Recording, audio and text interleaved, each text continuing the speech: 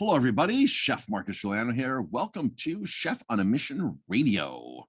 I am the chef and owner of Aromatime Bistro in upstate New York, upstate New York's first certified green restaurant. We've been open since 2003. And I'm here today to talk to you about good living, good eating, good drinking, enjoying the gourmet life. All right. So, of course, this podcast is brought to you by my restaurant, Aromatime Bistro, located 90 miles north of New York City. Farm-to-table cuisine, and like I said, the first certified green restaurant in upstate New York. Been here since 2003. And this is brought to you by VIPWineryVacations.com. That is my boutique travel company where I take you to my friends' vineyards. My friends' vineyards in Italy, Mexico, New York. We've done Spain before. We could do California. We have a lot of connections with vineyards all over some amazing wine regions. And you can travel with me and my wife, Jamie, to these amazing places. And like I said, they are my friends' vineyards, and they were all the red carpet for us. And we could have an amazing VIP time. Check us out, VIPWineryVacations.com for future trips that are coming up. All right. With Cinco de Mayo being over and the tequila margarita craze that's always happening, it never ends, mezcals are also gaining popularity. And what are mezcals? I'm going to do this is the Tequila Vs Mezcal 101 episode today. Mezcal is another Mexican spirit. There are 5 distinct Mexican spirits that are made from agave nectar: sotol, bacanora, raicilla, tequila, and mezcal. There's 5. Not many people know that. They're just associate Mexico with tequila and sometimes with mezcal, but there are 5 indeed. And I'm going to talk about mezcal. I'll touch upon a little bit upon raicilla this time, but my last post on Margarita and Tequila 101's got some comments, got some questions, and people want to know. So this is a kind of a follow-up to episode, I guess, 83. I think that's episode 83 where I talked about, episode 83, Tequila and Margarita 101. So now this is Tequila versus Mezcal 101. All right, so let's jump on into this. So these are the most commonly asked questions about Mezcal and Tequila when they reference each other. So let's go on down this list here. So first question is Mezcal just fancy tequila? While tequila could be considered mezcal, mezcal can never be considered tequila. It's true that both are made from the piña of the agave plant. The piña is the head, the agave plant, but tequila is made from the blue agave specifically. Mezcal, on the other hand, can be made from a variety of more than 11, I think up to 30 different types of agave plants found across Mexico. So now, just to recap this, mezcal, all tequila is mezcal, but all mezcal is not tequila. Why does that, how does that make sense? So let me refer to this in the whiskey world. Whiskey is the overall family of spirits, right? They're brown spirits that are made from grains or corn, right? Grain corn. So whiskey can be Irish whiskey. It can be blended Scotch whiskey. It can be single malt Scotch whiskey. It can be American bourbon. It can be American rye. It can be American blended whiskey. It can even be something like Jack Daniels, which really doesn't have. It's really not. It is bourbon. It's not bourbon.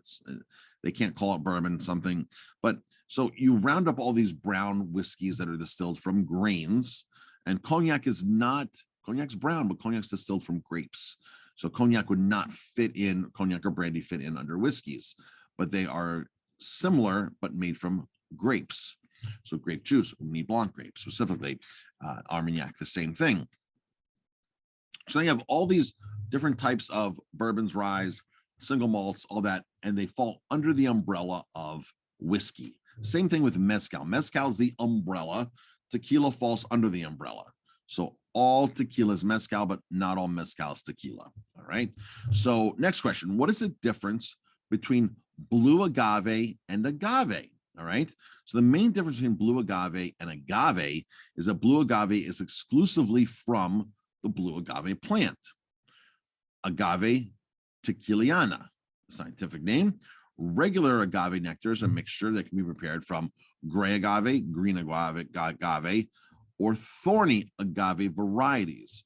There are 273 species of agave in Mexico, and agave is not only limited to Mexico, by the way. It can be found in other parts of the world. So Mexico is not unique to only having agave.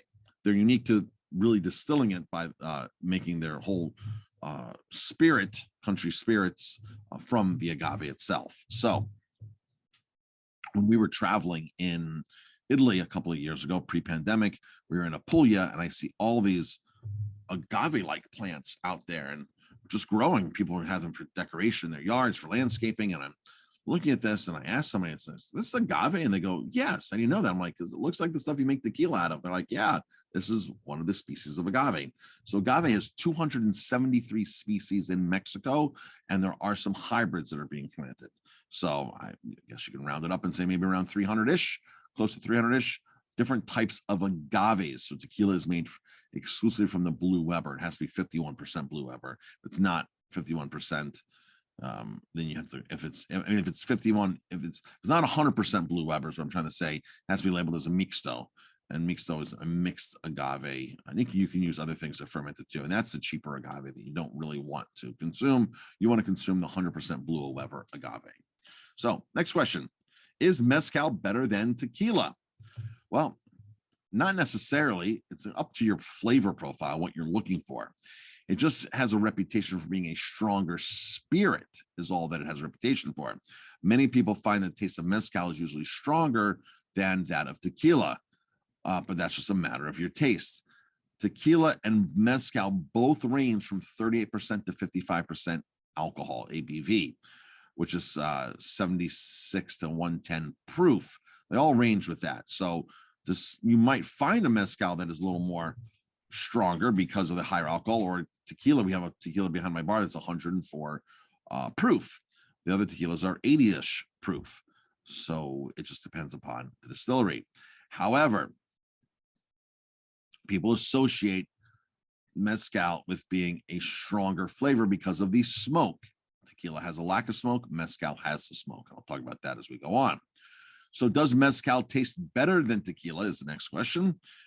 Well, they have different flavors.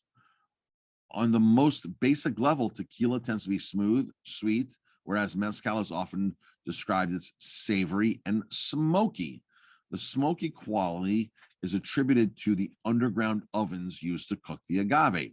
Basically, you dig this earthen pit, you start the fire, you throw the piñas in there, the heads, you cover it with dirt, you put a canvas on there, you put a smokestack in the center, and you literally cook this in a primitive way for 7 days, up to a week. And then you extract everything. And what happens is the smoke gets in direct contact with the piñas, with the agaves. When you cook agave for tequila, you can either steam it, you can diffuse it, which is not a good thing. Diffuser tequila is not good. You want to stay away from diffuser tequila, but you can steam it in a clav, which looks like a jet engine. You close the door and you steam it for 2 days, or you put it into a standard brick oven that's wood fired, but the smoke never touches the agave heads, the piñas. So there's no smoke infiltration, unlike mezcal, where it's in direct smoke contact, which is how you get smoky mezcal. All right. So that's the difference. So why is there a worm, or where did the worm go, or what was the significance of the worm in mezcal to begin with? This is a great question. So as a kid, going to some high school parties where you shouldn't have been drinking, but there was alcohol there, and you'd pass a bottle of mezcal around. We thought it was tequila at the time. We called it tequila. And you go get the tequila with the worm, is what people said. And the worm is there because it was a marketing ploy. It was something told the marketing. In the 1950s, there was one particular mezcal producer. Larvae began appearing in the mezcal bottles, discovered the larvae in the batch of his liquor, and he thought it improved the taste. So he started adding worms to his bottles as a marketing strategy. And, people would say, oh, that's the same worm that eats, peyote or whatever, and you can trip out on it. I don't know how true that stuff is, but I know people would fight to get to the worm. I want the worm. I want the worm. or they would want to share the worm. So as a result, worms, the larvae, the worms in this part of Mexico sometimes can be sensitive as far as the population count. Some producers are trying to reintroduce these back into the wild because it's a part of the environment, the ecosystem there that helps them, just do their thing and be sustainable. When you remove something from the environment, you do harm and you put things out of balance. So they're trying to actually reintroduce these and make these more predominant down there. So is mezcal sweeter than tequila? Well, tequila has that little sweetness to it, but mezcal is traditionally has a unique smoky flavor, and you can distinguish it very easily from tequila. Mezcal can be a little sweet too. It's definitely richer than tequila because that smoke is richer on your palate. Some mezcal producers are now trying to make it less smoky and more like tequila. In fact, one producer that we stock here, the Indecent Old Man, they do a smokeless mezcal. They take the same cactus types, and then they steam it just like agave. They would an agave for tequila. So you have a very similar cook method, if not identical cook method. And from there, you can actually taste the difference of those agaves versus the Blue Weber agave. And it's pretty distinguishable, very distinguishable. So it's a really unique thing to do. But of course, with all that smoke covering these, it's hard to distinguish the true flavor of the agave without adding all the smoke in there. So are all mezcal smoky is the next question. Well, if you do Google this on the internet, they say yes, they are. And I just told you about something that is non-smoked and steamed. And the reason why this company is doing it because they want to do their part with being green. And if you've ever been to Mexico, in certain parts of Mexico, it's deserty and there's not much forest going on. So they're trying to do their part and save forestry resources by not using wood. So that's their part of being green. And it's a very interesting take on the mezcal. I think it works. I think it's great. I think it's a great start for people that are trying to say, well, I want to drink mezcal. I love tequila. I want to do mezcal, but the smoke is too much for me. And again, levels of smoke in all the different brands can vary drastically. And in this particular brand, they are non-existent. So what do you call an agave farmer? So really, they're not really called a farm. They're not a farmer. They're the ones who are out there harvesting the agave. Those are called humidors. It's a type of farmer who harvests agave plants, which are primarily used for production of mezcal, sotol, tequila, bacanora, etc., Riesling. So a humidor, this is very tough work, by the way. This is something that you're out in the sun, you're carrying these big shovel type bladed ends, and you have to cut the tequila down. Then you have to sit there and shave off all the leaves. It's not easy. And then these things are heavy, 40, 50, 60 pounds, these heads of piña. So you're going to throw in the truck to go cook. So it's not an easy job at all. So next question, what is the difference between tequila and Riesling? Riesling is what I've talked about or talking about more and more. It's something that's coming up more on the horizon. More and more distributors here in New York are more and more. I mean, there's literally like 3-4 distributors in New York that have it. In 2009, this was impossible because Riesling was not legally produced until 2009, so it could have never been here. So, but now it's starting to gain a little momentum, a little traction, and people are getting curious about this. So, Riesling is produced in the exact same state in Jalisco that tequila is from. It's the exact same region. They use 2 different agaves to do it. It tends to be sweeter and fruitier than most other tequilas or mezcals, tequilas. So the reason why it wasn't legal to be produced, it was sort of Mexico's version of their moonshine. They didn't want to pay taxes. So you have to pay taxes, I guess, in Mexico on the tequilas and the agave spirits. But if you make it from the roots, it's not taxable. If you make it from the head of the plant, the piña, it's taxable. So Riesling, I believe, is translated to mean little roots, and they would make this and sell this. And it was one of the things, well, we don't pay taxes because it's from the root of the plant. I don't think it is from the root of the plant. It is from the head of the plant. However, the officials fell for that. And thus, you had this being made under the radar. not paying taxes, not coming to the US, things like that. 2009, they officially classified Racelia, and now it's a product here in New York. So New York, when I was looking last week, there was only like, I don't know, 5, 6 different brands of this in New York State. New York State is the number one, New York State and California, probably the number one wine and spirit markets in the country. Every distributor or every producer wants to be in New York, or they want to be in California, right? Because that's where things are happening. So for a state our size and has 25,000 wines and listed, to only have 6 or 7 Racelias, you can see how small this is. And hundreds of tequilas are listed in New York for sale. So that's the difference of Racelia and tequila. So now the last 2 questions: where is mezcal made, and where is tequila made? So is all tequila from Mexico? Because again, whiskey can be from anywhere, right? You can make whiskey in Scotland, Ireland. You can make whiskey in Japan. You can make whiskey in Italy. As long as it's made from grains and it's distilled, you got whiskey. If it's in the US, you can make bourbon whiskey, or you can make rye whiskey, right? You can make Canadian whiskey. So now it's all tequila from Mexico.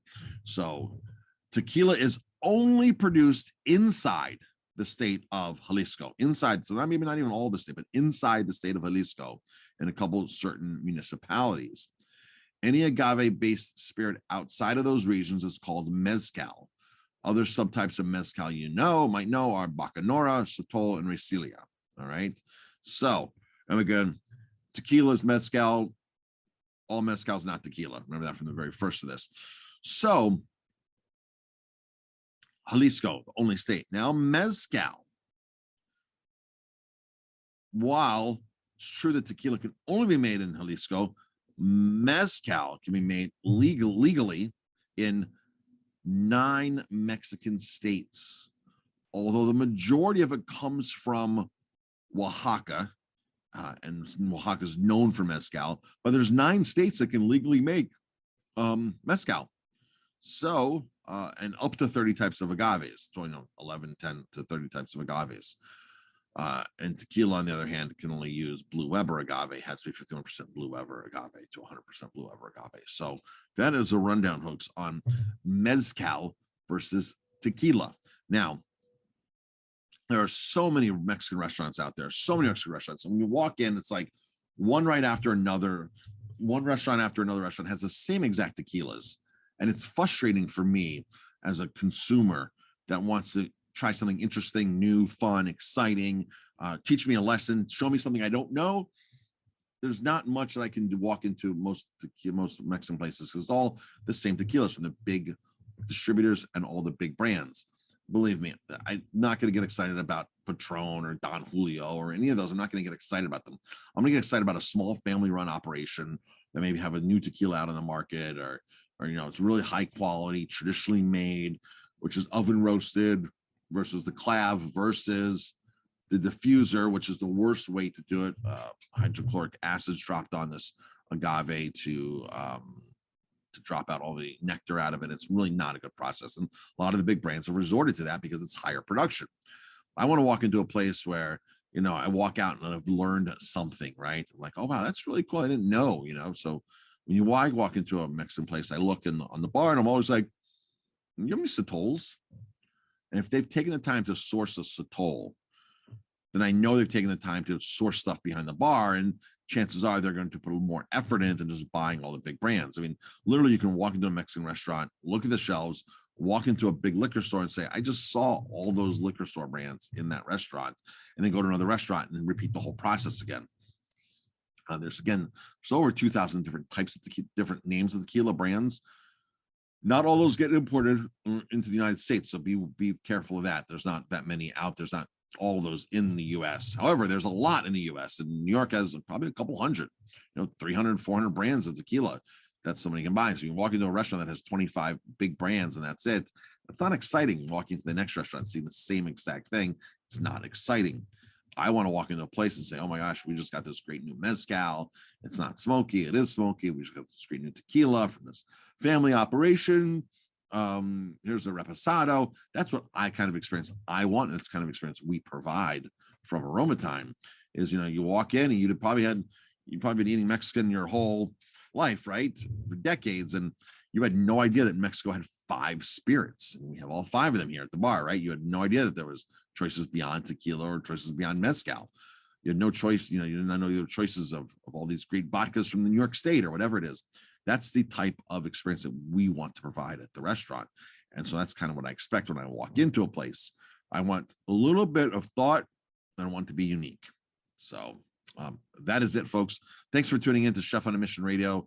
Really, really appreciate the support. Again, if you're 90 miles up from New York City, in the area, in Ulster County, in Ellenville, Aroma Time Bistro, THYME Bistro.com. Check us out there. You can link over to VIP Winery Vacations.